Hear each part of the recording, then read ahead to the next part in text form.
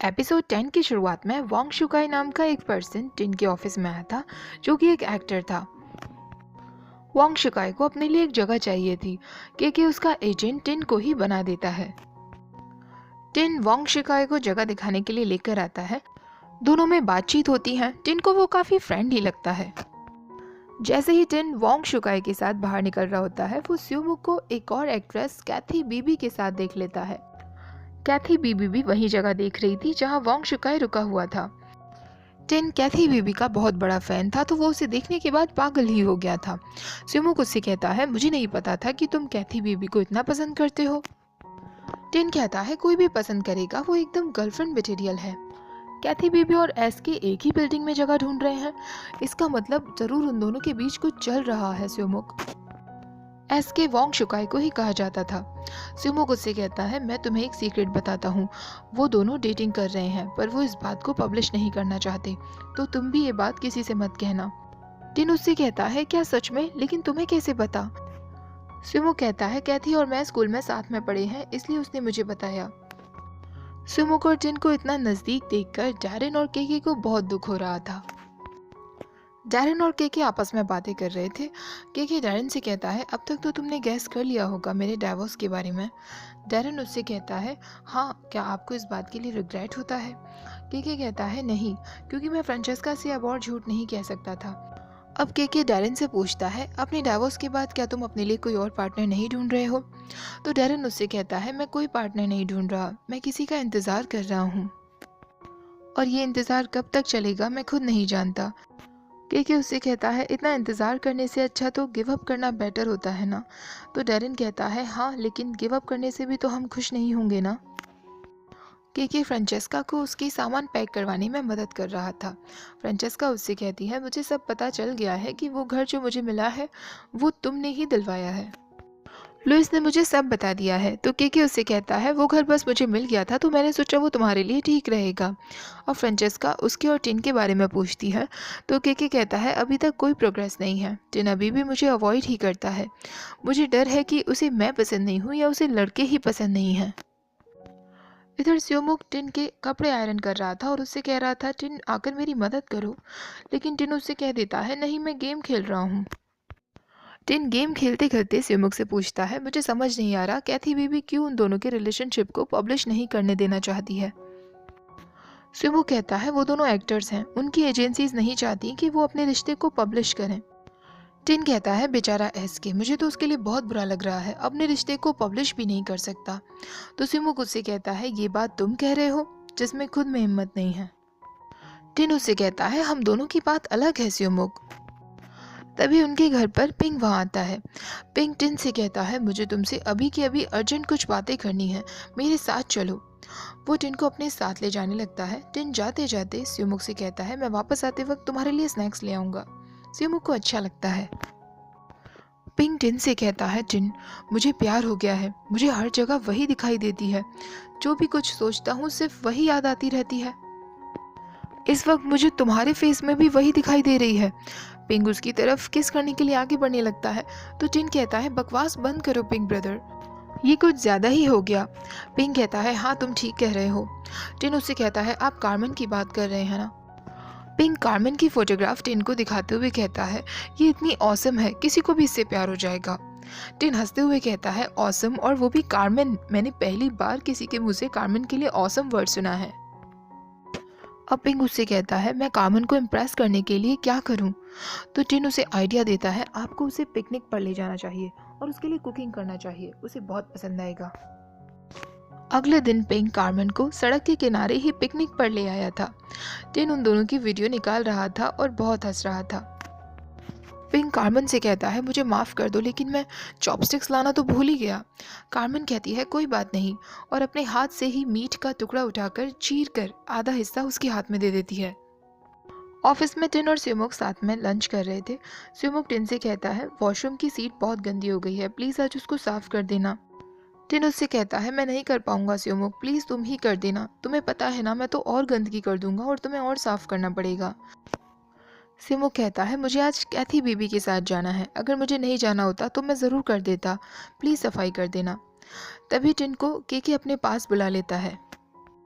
KK tin से कहता है, मैंने तुम्हें हमारी कंपनी के न्यू ब्रांच के बारे में बताया था ना, वो टाइपे में खुल रही है, तो मैं चाहता हूँ तुम मेरे साथ वहाँ एक बार चलो।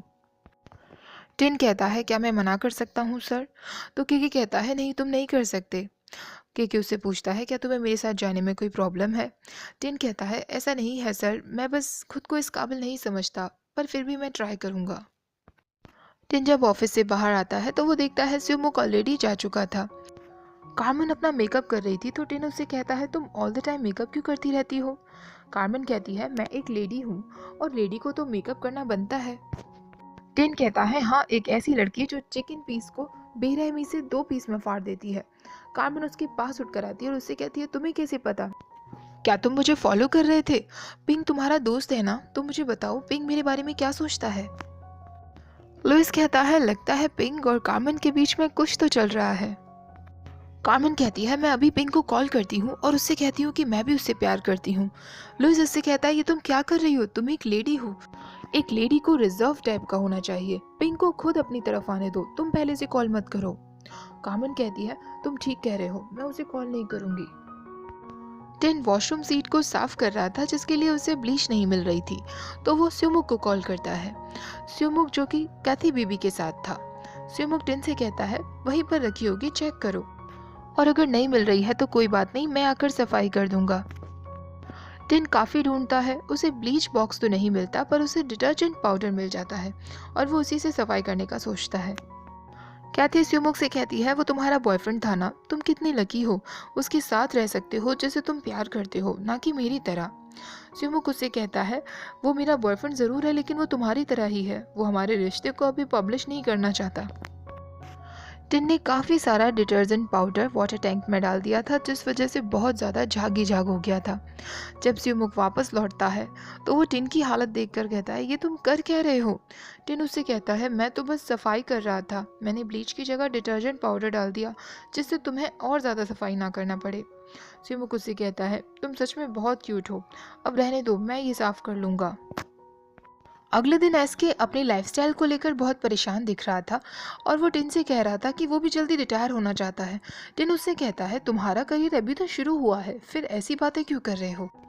एसके कहता है, क्योंकि हम आर्टिस्ट के पास भी दिल होता है, हम जिससे प्यार करते हैं उसके साथ नहीं रह सकते, उसके साथ घूम नहीं सकते, ऐसी लाइफ का क्या फ़ायदा?